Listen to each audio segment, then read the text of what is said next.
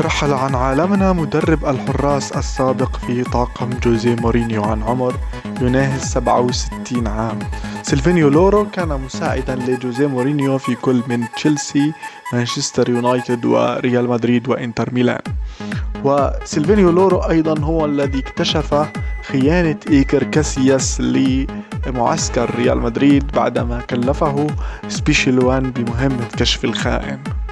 بعدها جاءت رسالة مورينيو لفلورنتينو بيريز والتي قال فيها إما أنا أو كاسياس داخل الفريق.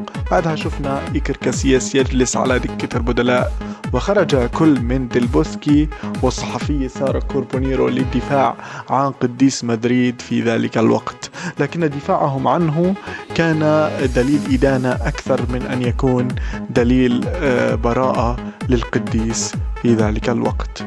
اليوم يرحل عنا سيلفينيو لورو، تاركا خلفه قصة من أكبر قصص الغموض في كواليس معسكر ريال مدريد.